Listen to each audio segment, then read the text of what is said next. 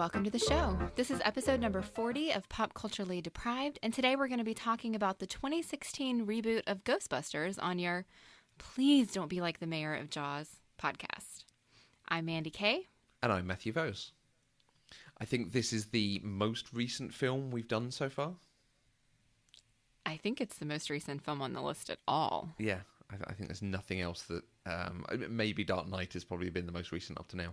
Yes, I think so. So, quite interesting. We've not talked about one that's had a modern release almost since we've been recording, only a little bit before that. Mandy, why didn't you watch this when this was originally out? Because I had never seen the original, and I wanted to watch the original before I watched this reboot, and then we started talking about doing the show, and I had to wait. Okay. So it's my fault? No, it's not your fault. It's the show's fault. Okay. Before we dive into the conversation, a bit of history on this film. The 2016 reboot of Ghostbusters is a fantasy comedy film. It's written by Katie Dippold and Paul Feig, who also directed. The film stars Melissa McCarthy, Kristen Wiig, Kate McKinnon and Leslie Jones as the new team, Chris Hemsworth as their secretary, and there are cameos from a lot of people. Plans for a third Ghostbusters film have rumbled for years, with discussions of the crew going to hell, becoming ghosts themselves, and other ideas being explored. There was a game released in 2009 that did some duties as a sequel. Bill Murray was generally reluctant to be in a further Ghostbusters film as he didn't enjoy the first sequel he did for it, and he wasn't pleased with concepts when he saw further plots being developed. In 2014, it was reported that Paul Feig had taken over as director for Ghostbusters 3, but the new film would be a full reboot with a female-led cast. This, coupled with the first trailer, led to a ridiculous amount of anger and bitterness aimed at the film by commenters online. Leslie Jones, in particular, was the target of abuse following the release of the film. This film is officially called Ghostbusters Answer the Call. This is because it would be listed as Ghostbusters 2016 Forever, which would eventually make it sound quite dated. Paul Feig told the studio they could call it whatever they wanted, Ghostbusters Answer the Call, for instance, as long as they didn't use it on the title card at the beginning of the film. How interesting. I didn't know that. Yeah, I didn't until the first time I saw it and just watching through the credits. I'm like, wait, what's Ghostbusters Answer the Call? It sounds video gamey, so I wondered what it was. But it's because even looking at the IMDb listing, it comes up as just Ghostbusters. And I'm looking at one of the movie posters, and Answer the Call just looks like a tagline at the top of the poster. It's not even after the title. Yeah, absolutely.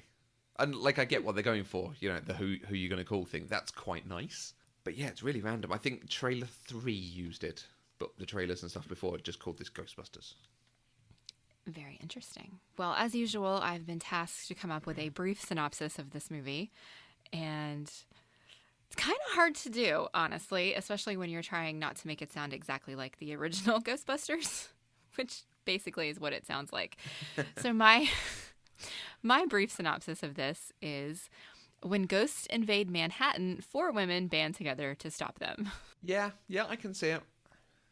It's the same premise, isn't it? There are spooky goings on and people start investigating it. Yes. Yeah. But, that's what it is. It's fair. just this time it's women, not men, so. How did you watch this? Where is this available in the US? I found it on Stars On Demand. I don't think it was available in any of the subscription streaming services. No, it's the same over here. I didn't have it on Netflix, but it was available on Sky Cinema. Did you have expectations for this? And part of those expectations, did you want to see it even when it was at the cinema, whatever? I did want to see it just because I'm a fan of Kristen Wiig and Melissa McCarthy. Okay. And I really liked the idea of a lady Ghostbusters. And then since we did watch Ghostbusters earlier this year for the show, and I really liked it, I thought there was no way I wouldn't like this reboot. Okay. So you like Kristen Wiig and Melissa McCarthy. What's your experience of them? And then obviously the director, Paul Feig, the other members of the crew, and Chris Hemsworth. Okay. So this was actually a little bit surprising to me when I started looking everybody up. Okay. Because these 4 women are just so permeated in our society right now. Mm-hmm. Partially because of this, partially because obviously they all have connections to Saturday Night Live. And I was surprised at how little I've actually seen them do, besides just be online and be funny and have people talk about them. So I didn't even know who Kristen Wiig was before the movie Bridesmaids came out. Right. I had never heard of her at all. And then even since then, there's been very little that I've seen that she's been in. She did a really good movie with Ben Stiller called The Secret Life of Walter Mitty. Mm-hmm. And yeah, that's about it. Oh, she also did that really, really, really terrible Lifetime movie with Will Ferrell called A Deadly Adoption. Okay. Which was hilarious and terrible all at the same time. I think I saw trailers for it, but I never saw it. Yeah, it was terrible. Nice. But I couldn't not watch it. And yeah, I mean, I'm looking at this list and I'm just like, I have no idea. I haven't even heard of most of these things. Melissa McCarthy, kind of the same thing.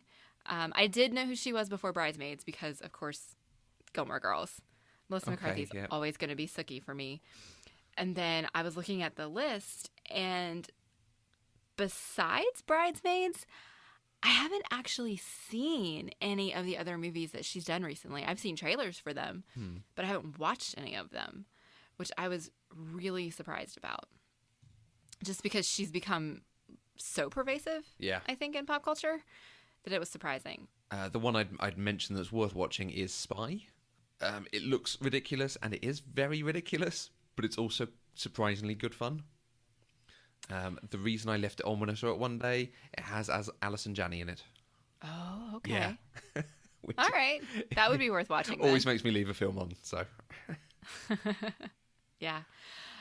Leslie Jones, I had honestly never even heard of her before this whole Ghostbusters thing started. And then because there was so much backlash against her, her name was popping up everywhere. And so I'm familiar with her. And then she started doing a lot of stuff on Twitter. She ended up being like a correspondent for the Olympics, and, you know, she live tweets Game of Thrones and things like that. And so I'm just generally aware of who she is, but I had never seen her on TV, on Saturday Night Live, on anything. Same thing with Kate McKinnon. The only thing I know her from is Saturday Night Live. And I don't actually watch Saturday Night Live, so I only see clips when people are like, hey, this skit was really funny. You need to watch it. Okay. So that's... I just don't know anything about anything, apparently. And the same thing with Paul Feig, however you say his last name. Oh, interesting. I just go Paul Feig. Feig? Feig. Yeah, I have no idea.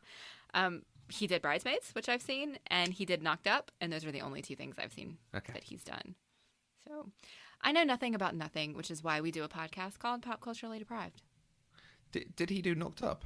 He did. Oh, he's an actor in it. Okay. Oh, is that what it is? Yeah, his whole list is like, he's an actor in this, he's a director of this, he's a writer of this. And last on the list, Chris Hemsworth. Who's he? Not seen him in anything. Chris Hemsworth is Thor. That's what I'm always going to think of when I think of Chris Hemsworth. That's not the only thing I've seen him do, but it's always the first thing that comes to mind. Yeah. He did also do Cabin in the Woods. Yes, he did. Joss Whedon's Cabin in the Woods. Very good in that. Yes, he is. And he was Captain Kirk's dad in this most recent Star Trek. Absolutely is.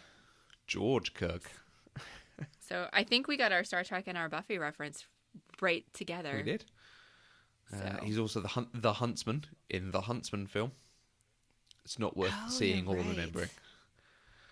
You're right. That's why I didn't remember it. And he's in 189 episodes of Home and Away. I don't know what that is. It's an Australian soap that has been going for 6,727 episodes. Holy crap. Okay. He is in one episode of Neighbours, folks.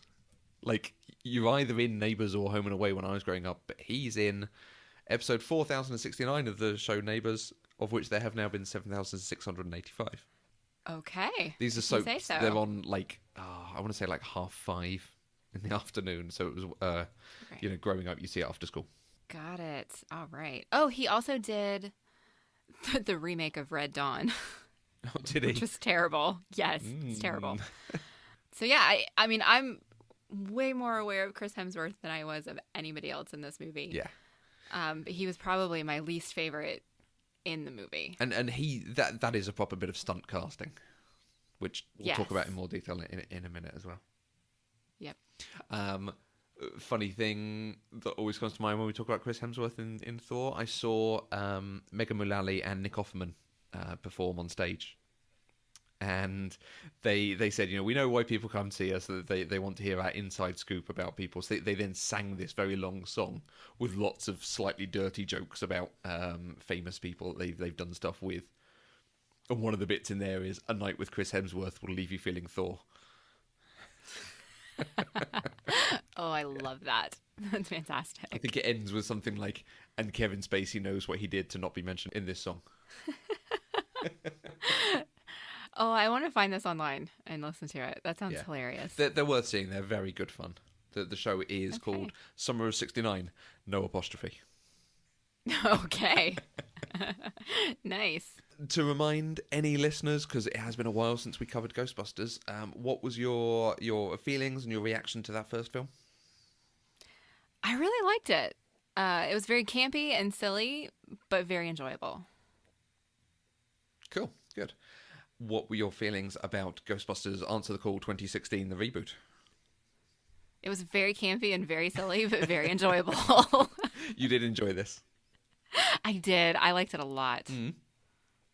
What was it? Was there a bit in the film that grabbed you that from that you're like, oh, this is quite good fun, I'm quite enjoying this? Oh, that's a really good question. I think part of it was just this movie was made to be fun. And kind of everything about it was intended to make you smile. Or at least it was intended to make me smile. I mean, I feel like this movie was made specifically to delight me. Because, I mean, from the beginning, you got, like, strains of the Ghostbusters music. And I just have to tell you, every time that music played in this movie, I smiled like a crazy person. It's ridiculous. I mean, nothing had to be happening on the screen. Like, it could just have been a car driving down the street, but they're still playing that music in the background, and I'm still grinning like a fool. The dialogue was really witty, and I really appreciated the character dynamics, I think, right from the beginning. I was slightly concerned about Kristen Wiig's character to start with, but, I mean, she jumped right into it. I mean, she was just so, like, dowdy and fuddy-duddy and frustrating, but she got over that pretty quickly. So, it was, I really liked it. It was enjoyable, and I'm having a really hard time putting into words why without going into our deeper conversation. Well, take us there. But you have a list of things. Oh, we are paying no attention to the list in terms of order or anything. I will pick up stuff as we go. Okay. So then I think my very, very favorite thing about this movie, and I know that we're not at our favorites yet, but the thing that I want to talk about the most is my favorite thing. And that is, this wasn't really a remake. It was a reboot. And there is a difference between the two. And this wasn't just Ghostbusters recast as 4 women telling the same story. It was the same idea, but it had its own story, and it was its own thing, and it was completely different. And I loved that they did that, and that they gave it a chance to grow into what it needed to be, rather than hanging on so tightly to what we had already had with the original Ghostbusters. And I mean, this was creepier. It was darker. There were way more ghosts in this one than were in the original. And it just made me really, really like it, because I didn't feel like I was watching the same thing. Okay. That's really interesting, because my one of my big complaints about this is it pays too much respect to the original and tries to be the original too often. Okay. So the cameos in general, I'm going specifically rather I'm going to come to in a bit, because they're their own thing. But just as it goes through, the use of the fire station, and then to have the car looking the same, I can kind of stick with, because the proton packs are the same, and that's a fairly established thing. That's probably okay. But then to have Slimer in there as well, to have some of the dialogue and the lines they use be the same lines. There's a bit in one of the posters at the end that's a massive Twinkie, and it says, "That's a big." that's a reference to the first film, and you wouldn't get it if you hadn't seen it, but it's also, they're throwing a lot of this stuff in there. If it was done with a lighter touch, I'd be happier with it. See, and I really liked that. Because this, to me, this was a very different story. It was a movie that was doing its own thing, but it was paying respect to where it came from. And so for me, those were all Easter eggs that I really liked seeing and kind of catching. Okay. I liked the nod to constantly talking about the equipment being nuclear reactors. Mm-hmm. And at one point, Kate McKinnon's character talks about the equipment being untested and unstable. Yeah. And it was done so that it's very clearly a nod to the original, but it wasn't the same. You know, I mean, we didn't have the whole stupid EPA storyline and stuff like that. It was just occasional head nods. And I laughed at all of them. And so, I mean, like I said, I think this movie was made specifically to delight me. And so I'm going to laugh at them. But I really enjoyed it. Right. One of the reasons I asked you what it was that sort of kept you going through it is because when I watched this film for the first time, I watched it with my friend Chris, who's one of my oldest friends and has a movie collection to rival Netflix. So I was staying with him and he was like, nice. Oh, this just arrived on Blu-ray. I'm like, yep, we'll watch that. Brilliant. And it was the 3D extended edition. And they have an effect on the 3D version that just blew my mind, was just so amazing. And then, so I spent part of the film basically watching it for that effect. And then by the time you're halfway through, the film itself actually becomes really good.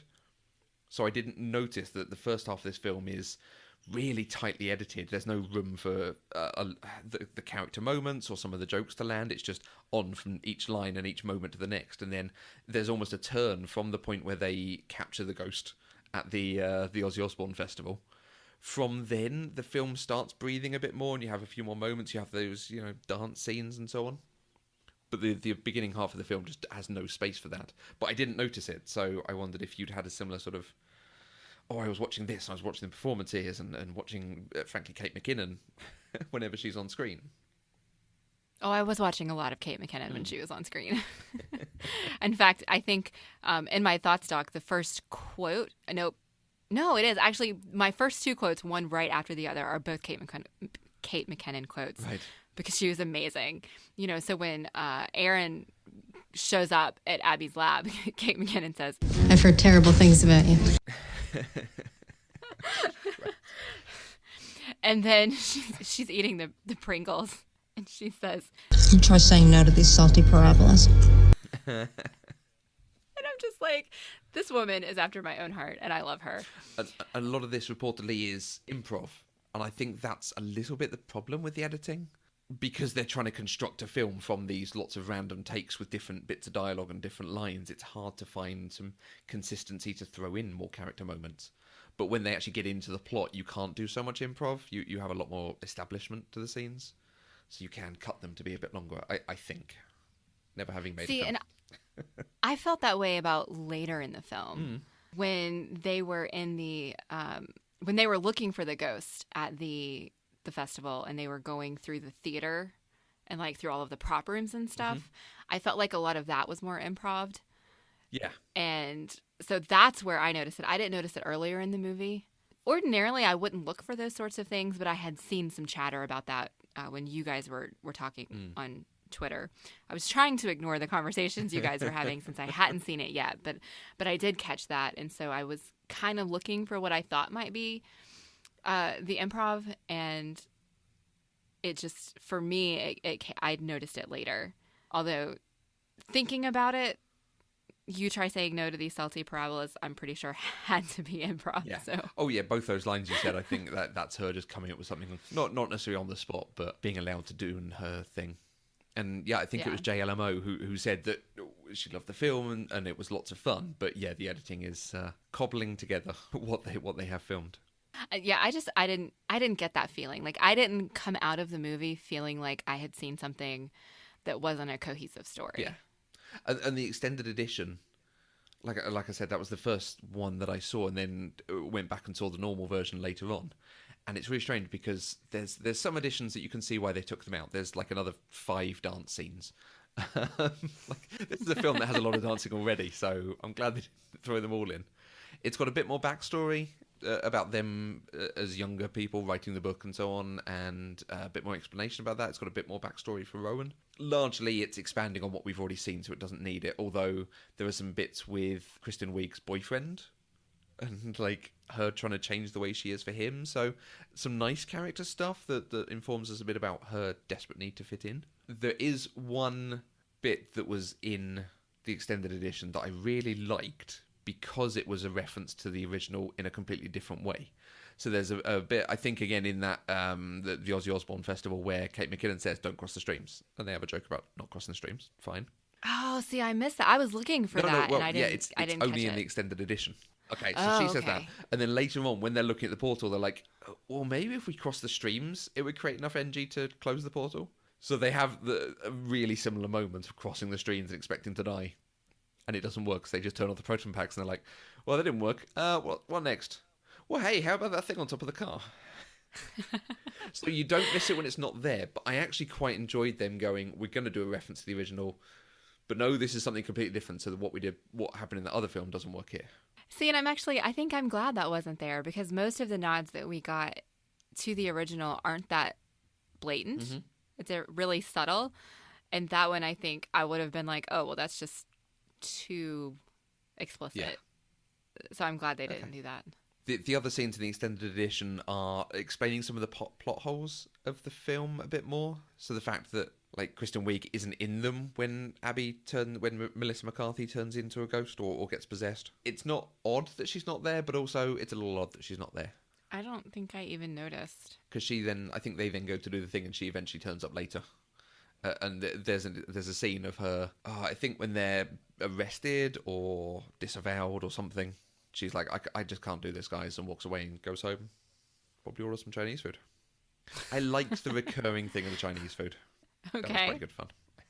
Apparently Matthew likes Chinese food. Oh, I love Chinese food, but I liked the recurring jokes about the delivery guy and them being above the Chinese place.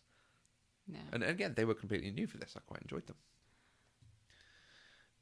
Do we want to have a conversation about the controversy stuff, other than it's ridiculous? I think that's all we need to say is it's ridiculous. Yeah. I mean, okay, there is a conversation potentially about, are these genuinely gender flipped? Have they incorporated writing them differently? Oh, I don't even know how to phrase the question. Like, could these roles have been cast by men or women?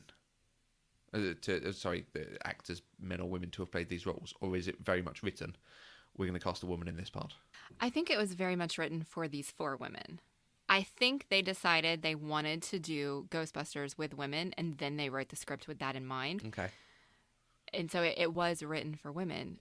For example, I can't see most of Melissa McCarthy's lines and even the physical comedy and stuff that she had. I can't see that coming from Bill Murray. You know what I mean?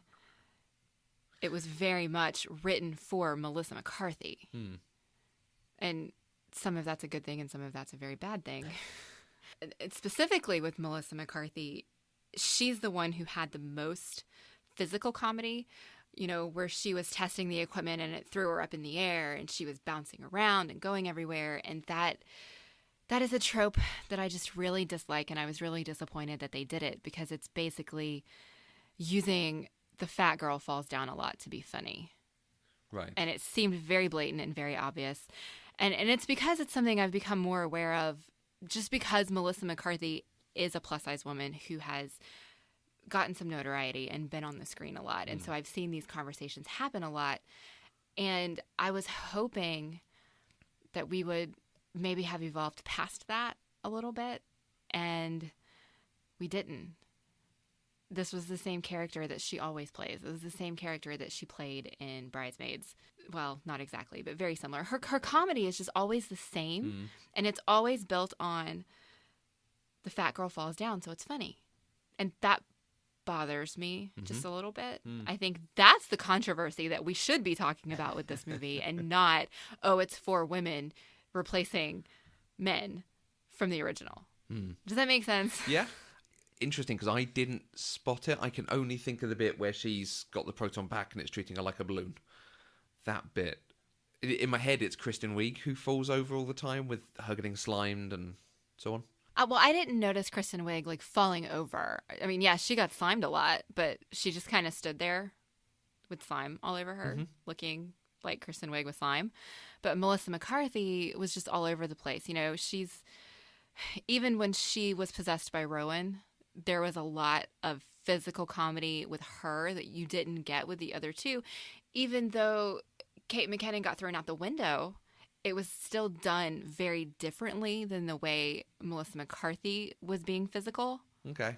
And it may just be something that I'm looking for Is it, and sensitive to. Yeah, some of that, and also the thing of once you see it, you can't unsee it. Yeah, I think so. I mean, it's not something that I would have seen probably 5 years ago, because I would have just been like, oh yeah, that's what fat people do on TV, you know? And now that I'm in this community where I'm trying to look at things more critically and kind of understand where things come from and why we have tropes, and, you know, why tropes are sloppy and things like that, that I really do see them. And it's frustrating, especially when you are a person of plus size and you're seeing yourself represented on the screen in a way that's different from how other people are. Yeah, I can completely see that. And it echoes a little bit some of the comments about the racial casting in this film.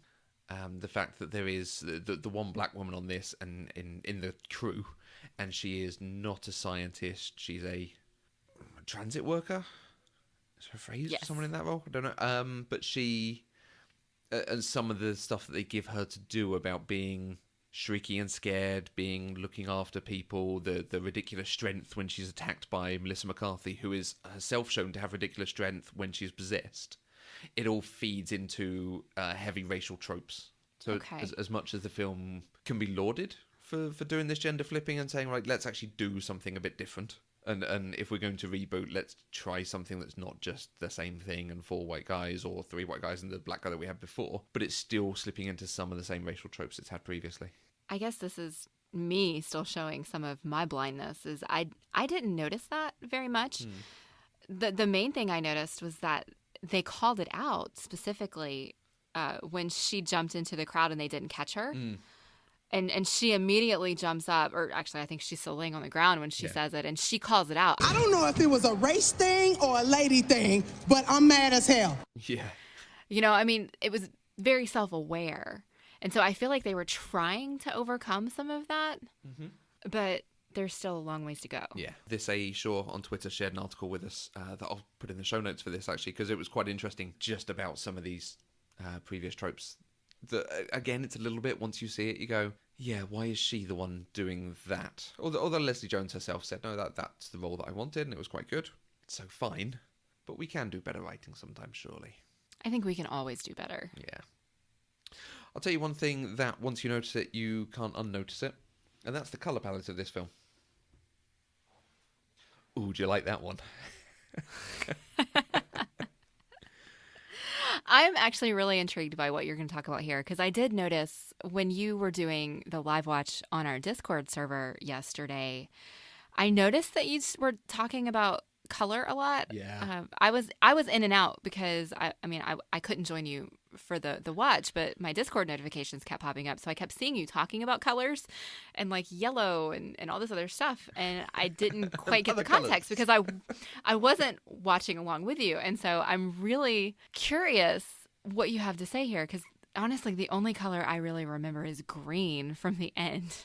The way this film uses colour is extraordinary to me. The comment I made is that watching this is a bit like a feast for my eyes. Just it uses vibrant colours where modern films are certainly this sort of fantasy or very grand effects heavy stuff. It has a lot of colour, but it also tries to be a bit muted. It tries to go for realistic looks of things. So if you think things like the X-Men and the DC Universe and the MCU, again, big effects heavy, but they try to do it in, oh, he can't wear yellow spandex anymore, he has to wear a black leather thing. Like, okay, no, let him wear yellow. It's good. It looks good on the screen. And in this, within a few seconds, they're walking through the old house, and there is this bright lime green light that they walk past, and that shade of green pops up everywhere. It's the green of the slime and the green of the sort of glow of the portal and so on. But just the colour green is scattered throughout. The people who are touring the house at the beginning, one of them's got a flyer that is green, two of them are wearing like green jackets. There's all this kind of thing. It's like, okay, these are really unusual colours to have. But then a lot of the film also has this sort of dark red purpley colour going on, almost maybe maroon. That there are walls of that colour, people wear shirts and jackets of that colour. It's the sort of colour on the proton packs. And again, it's another vibrant colour that pops out differently. And then there's also lots of very vibrant blues, and there's lots of kind of earth tones and yellows, particularly used with Kristen Wiig. You said about how she's a bit dowdy to begin with. Her clothes, right, certainly, but the situations they put her in give her these earthy tones around her, these sort of browns and oranges and yellows.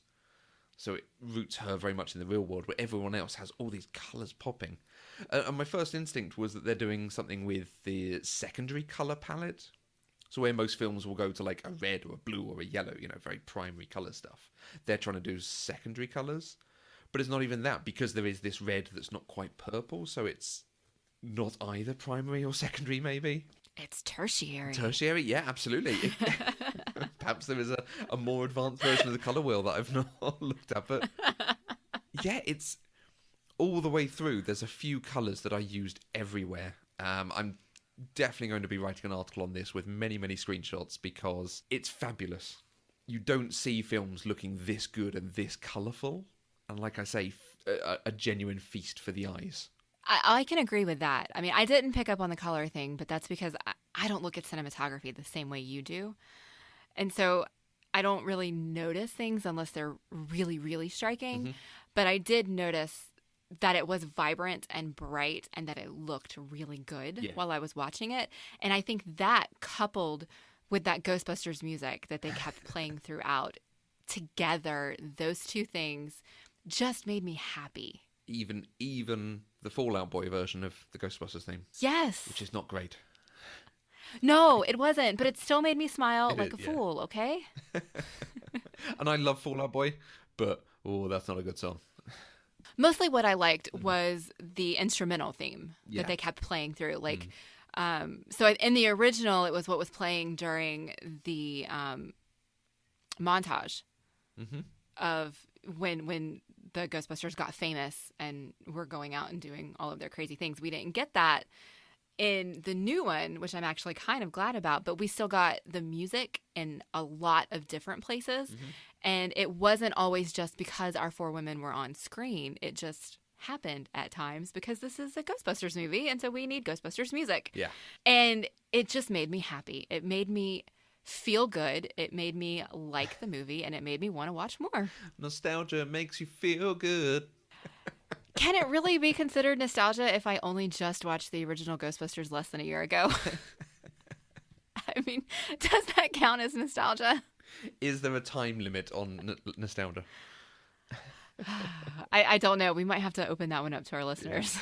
No, I as I say, first time I saw this, I was just entranced by the screen of like, holy wow, there's some great stuff going on here. And I suspect it's someone like Paul Feig, who is a very elaborate director.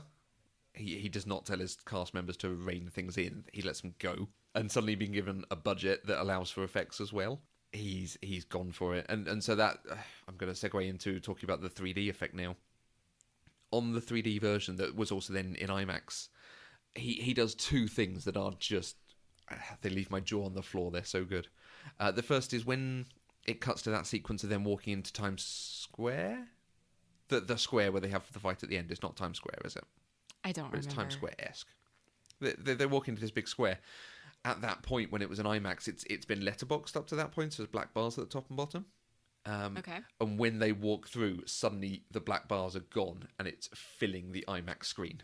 So you've got just this, and there's ghosts everywhere, and there's just this huge spectacle in front of you. I didn't see it in IMAX, and I'm disappointed that I didn't now, when I read about that. I really wish I had gotten to see these ghosts in 3D. I feel like that would have been amazing. Yeah, so the thing they did that's just wonderful is all the rest of the film has these black bars top and bottom. When there is some sort of big visual effect, a ghost, electricity coming off a ghost, the proton beams being fired at a ghost, the visual effects go outside of the black bars. On the article that I've just sent you, though, there are a couple of screenshots further down, one of which shows the 2D version, and there's proton beams within the black bars, and then on the other one, you can see the sparks are flying off outside the black bars, the beams going through them. This 2D picture looks 3D because of the way we expect it to work in this black box. Right. That's really cool. Yeah, and it happened with, like, when the girl, the ghost slimed Abby. The slime goes outside the black bar, and I turned to Chris, I was like, wait, did that just go over the black bar? That's really weird. And it just kept happening all the way through. When you've got the ghost on the subway, he's floating outside of it with electricity sparks going the full width of the screen. That's really clever. So good. I found a really good interview with Paul Feig, because and not many people have spoken about this, which is a shame because it's so cool. Someone asked him a question and he said, there's this thing with 3D and directors. Everyone goes, I'm going to be classy. I'm not going to do stuff where it throws stuff in the audience's face. I'm like, why would you not do that? That's the most fun thing you can do with 3D. So I'm going to have fun with it. Oh, I really wish I had gotten to see that. So perhaps we'll see if we can find a cinema screening of it at some point in the future and catch that. I would be all about that. Yeah, it's so good. And I know exactly what he says, because I get annoyed with 3D films when they do... In the first Avengers film, there's a bit where Iron Man's cutting something with a laser, and the laser goes across the screen. Oh no, it's like the laser's coming out of the screen at me. Like, really? Do you have to? You wouldn't do that shot. Or people are walking across the screen, so you have someone walk in front of them to show the depth of the field. Right. You just would not do that if you weren't filming in 3D. So people do this stuff of, we're going to do little things to make you know it's 3D. But yeah, I'm much more about them going like, no, we're going to really confound your expectations of watching a film. Well, yeah. I mean, I don't really pay to go see things in 3D anymore just because they cut down on that sort of thing and they've just made it normal except in 3D. And to me, it's not worth the extra cost just to see something that's technically more complex. Yeah. So it's things like this, the fun things that, that make you jump. I think I saw, I want to say maybe Finding Nemo in 3D or something, something where there were fish swimming and they swim towards your face and like you really feel like they're coming at you. Nice. That's a good use of 3D. And just watching a movie for the sake of it being in 3D is not fun for me. So it sounds like they were really working the 3D aspect for what it should be with this. Yeah, I'd agree. The one other thing I think I wanted to talk about was the cameos. And I'm particularly talking the cameos from the original cast.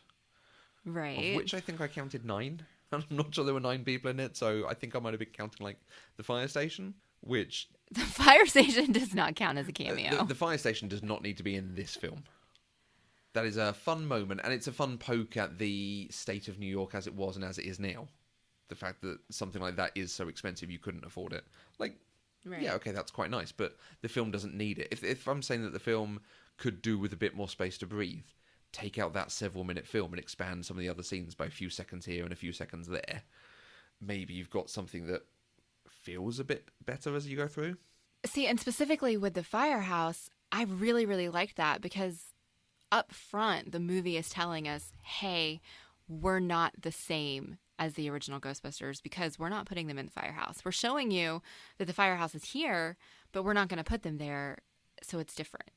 And I liked that, but I'm also weird, so... I think had that been the cameo, or that amongst a couple of other things, yeah, it'd be fine. But to have had every member of the original cast in this, with the exception of Rick Moranis, who has even said, I turned it down because I'm on this hiatus. I only do stuff that's really interesting to me, and this is just a thing I've done before, so I wasn't interested. To have had a statue, a bust made of Harold Ramis, so that you've got something of him because he'd passed away not long before this was made. To have had the Dan Aykroyd cameo, which is a genuine cameo. His whole moment does not need to be there.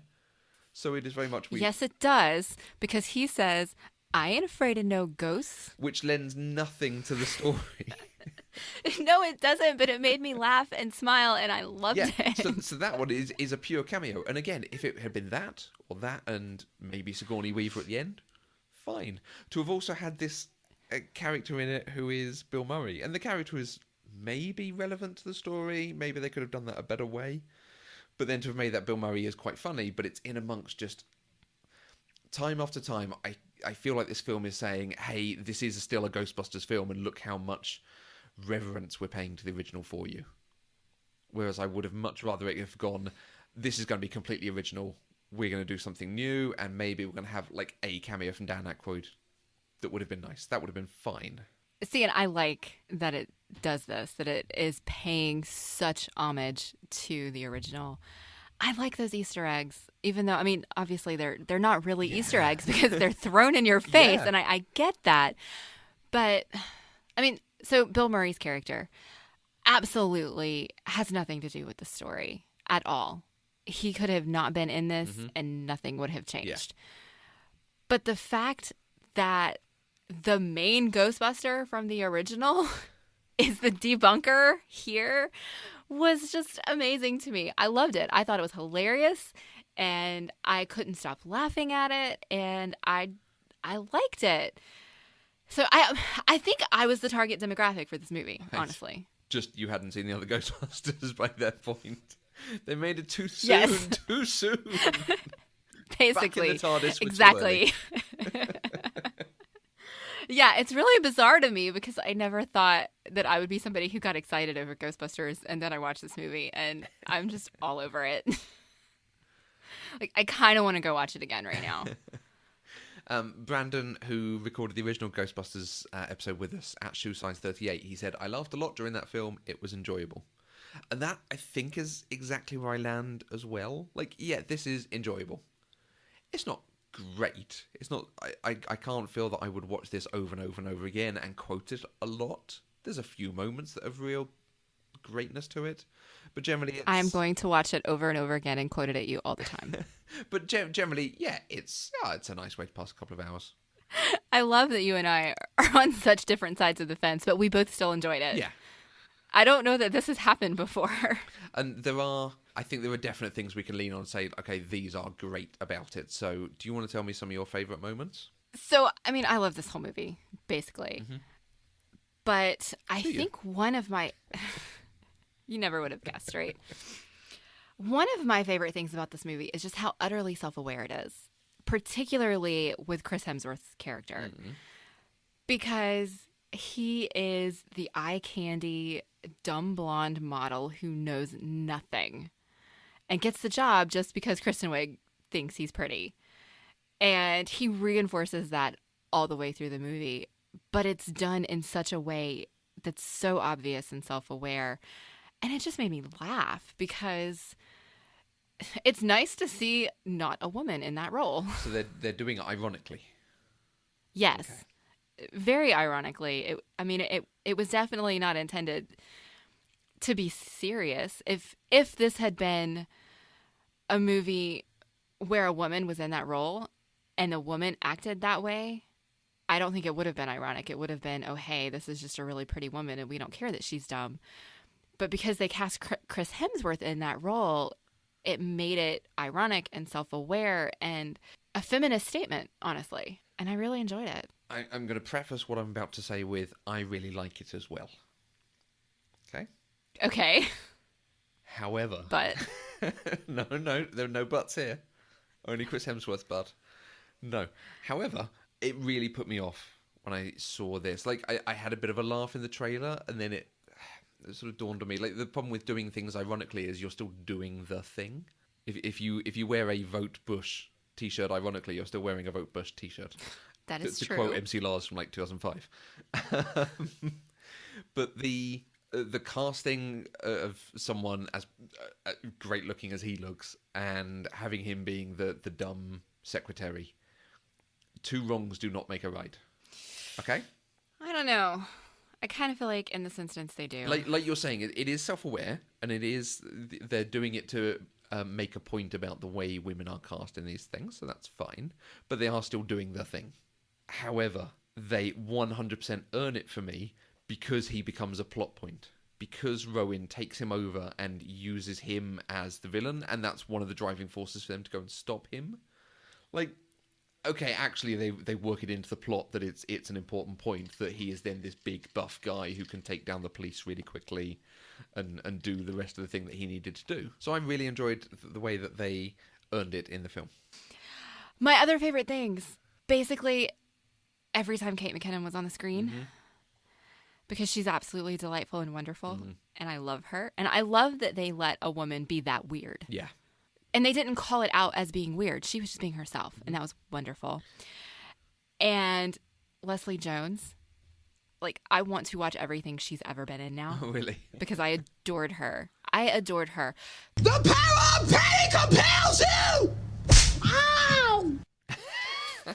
That's a great line. And I think my favorite line was actually when they're at the theater and she walks into the room full of the mannequins and she goes, Room full of nightmares. Not going in there. I just cracked up and I was like, yep, Yeah. right with you, sister. Yeah, a proper postmodern horror film that knows what it's doing. Yes, absolutely. You know, it's one of those things where when you watch a quote unquote horror film, you know, you yell at the screen, like, don't go in there. You're stupid. Don't do that. And she's just like, nope, not going in there. Yeah. And I loved it. It was great. So I will stop gushing now because that's really all I've been doing this whole time. So why don't you tell us what you liked the most? Like you, Kate McKinnon is... Holtzman is a wonderful character, first and foremost. Like you say, no one calls out her weirdness. No one says, like, oh, stop being weird. That's a really strange thing to say. It is just her, and it's fine. And they take it, and she's accepted.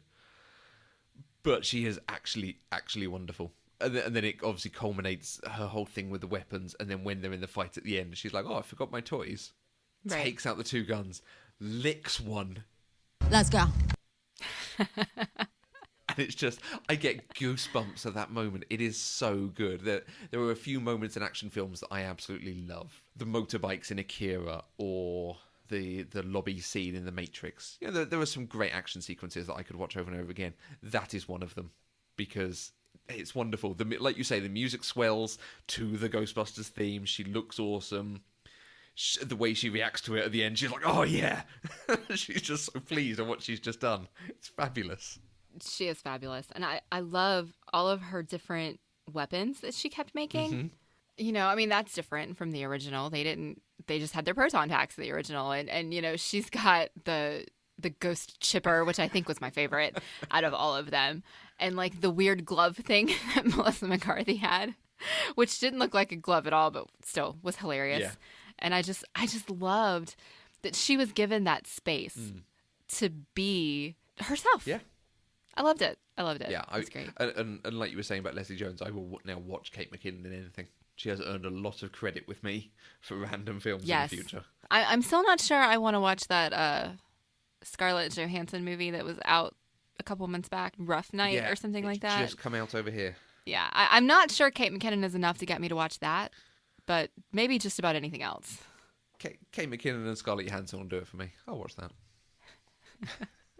Well, you'll just have to tell me about it.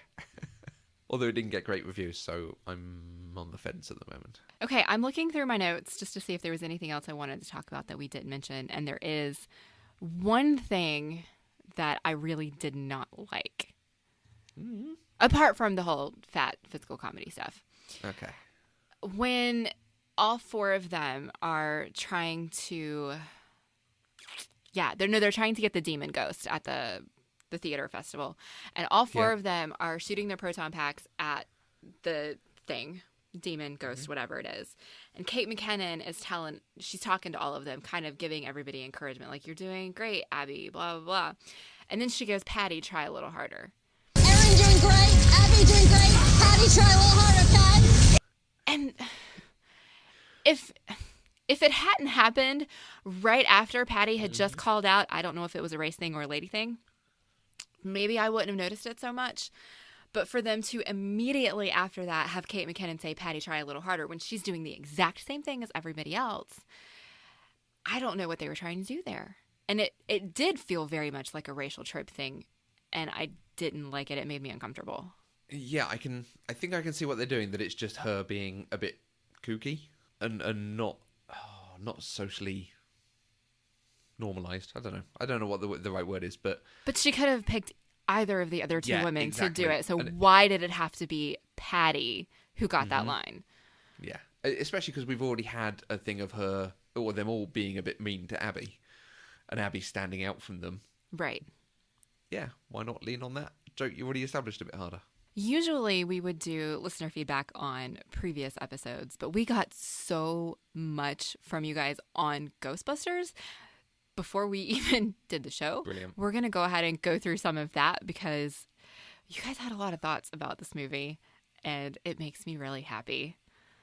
So we're going to start with Dr. Kelly Jones, at Dr. Kelly Jones on Twitter. She said, "I loved it. Hilarious, and the academic lens made it even funnier.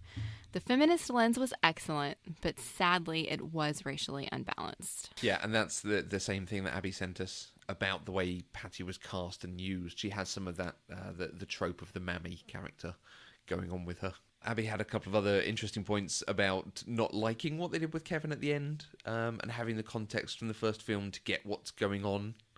And yeah, we've talked about how there's all these Easter eggs and moments and cameos from the first films. And yeah, if you're not aware of them, I do suspect that you might watch this and be like, I don't get half of this. I'm not sure. It'd be like watching Avengers Civil War. Not Avengers Civil War. You say it wasn't even an Avengers film. Captain America Civil War. And being like, okay, who's this guy? And who's this guy? What's going on? But she did also say the sharp, witty, endearing repartee early on is hit pretty hard. The script is harsh and feels like having the nuance yelled at you. And yeah, it's funny, you were mentioning about the weapons, Mandy. And they've basically added the weapon scenes and, like you say, gotten rid of the montage. The montage element is now them going to Google, being like, hey, ghost sightings. Hey, let's draw some lines. yeah. And that shows that there's more ghost stuff going on. But hey, look at these cool toys we've got to play with, guys. And I am 100% okay with that. But I think Abby's right. If you're not someone who is like me and is delighted by all of the quote unquote nostalgia in this movie, then it does feel like it's being yelled at you, and that's all you're getting from it, I think. I will concede that point, but like I said, it was made specifically to delight me, and I loved it. Our friend Lauren, Six-Legged Knits, love the original. Enjoy the team-building aspects of the new one, but the threat was stupid, poorly realised, and routinely resolved. In other words, I might like another film with the same characters and a better villain. Oh, we didn't even talk about Rowan. I think I went back and said this is perfect. Yeah, I would 100% agree with this. He has no motivation except, I was bullied. That is true, but honestly, I feel like he is a better villain than we had in the original movie. Yeah, the original honestly doesn't have a villain as such. I mean, it does obviously in the end with Zool and then Stay Puft Marshmallow Man, but it is just spooky goings on. Right. There's no reason for it. It's just there's a lot of ghosts and New York is being haunted now. And at least this was an actual villain who was trying to do something bad. He was doing it on purpose. And so there was actually something for people to fight. It wasn't just random ghosts everywhere. And I liked that. Mm-hmm. I liked how that was different from the original. So I guess I am just doomed to always have the less popular opinion on everything. No, I will absolutely agree with you. Yes, I like having an actual thing that they're fighting rather than it being ghost montage, and now an actual antagonist threat. Yeah. Okay. But yeah, they gave us no real... They gave us some backstory for him, but it was not good backstory. And then it was just, a big thing at the end. I do like the scene of them doing the Big Hero 6 thing at the end of her jumping in to save Abby. That was nice. Yeah, my thought there was I honestly don't think I would have jumped in after her. So I think I'm a really terrible human being there. But yeah, that was really nice. Carrie at We Do Words loved and wanted more of the characters. The story was pretty meh, but watched the director's cut, not the theatrical release, so not sure what the original was like. Right, you got a lot more dancing in that. The whole bit with Chris Hemsworth taking over all the people. He makes them do a whole kind of thriller-style dance and stuff. And it's quite funny for the effects of it and seeing all these people dancing together, but, it does nothing. Actually, that makes me think of another point I wanted to make. I didn't understand how a ghost was controlling people. Was that just a thing I was supposed to whistle past? Yeah. The portal's open. He's got huge amounts of power now. Let's go with that. Okay. Yeah, it made no sense to me. I mean, it was funny to watch, but I didn't get it. Like, where did these abilities come from? Because normal ghosts can't do that unless they're possessing him. And obviously he wasn't possessing all of those people. He was only possessing Kevin. Yeah.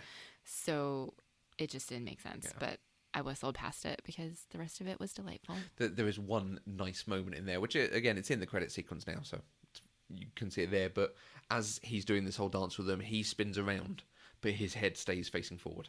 Oh, I didn't And that's just one little... It's like, okay, that's quite a nice effect. I like that. Interesting. Because I did not appreciate the head spinning around when Melissa McCarthy did it. Oh, really? No. But that's... Just 'cause it freaks you out? Just... Yes. Very much so. It's a little too reminiscent of Teacher's Pet. Okay. Finally, Rachel at Gypsy Book Nerd. I thoroughly enjoyed the movie, but thought they could have strayed further from the original. Yeah, they did have a bit of the original in here, didn't they? I'll agree with that.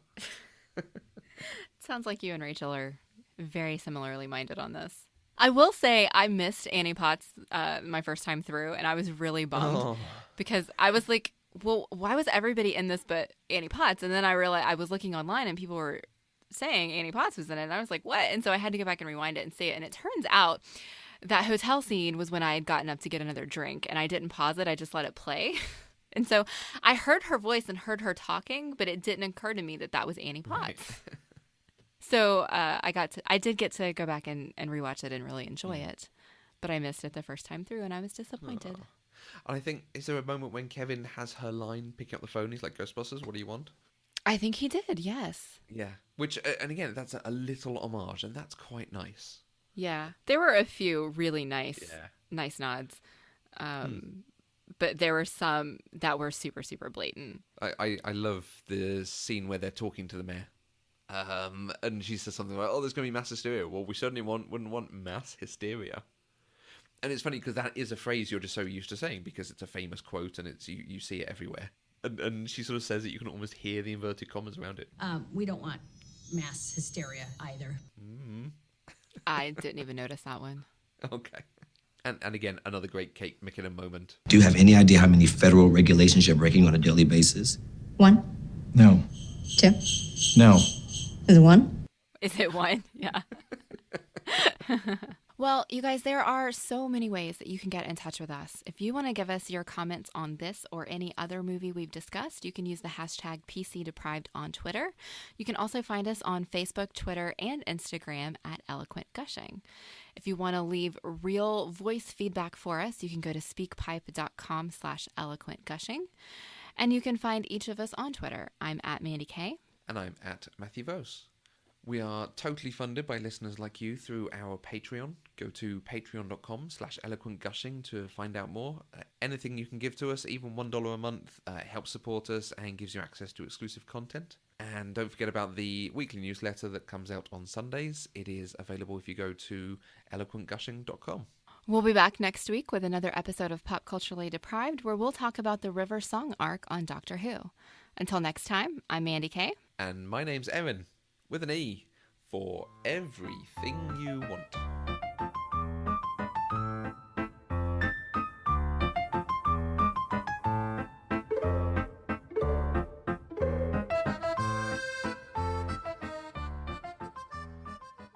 Pop Culturally Deprived is an Eloquent Gushing production. For more information, go to eloquentgushing.com or find us on Twitter at eloquentgushing.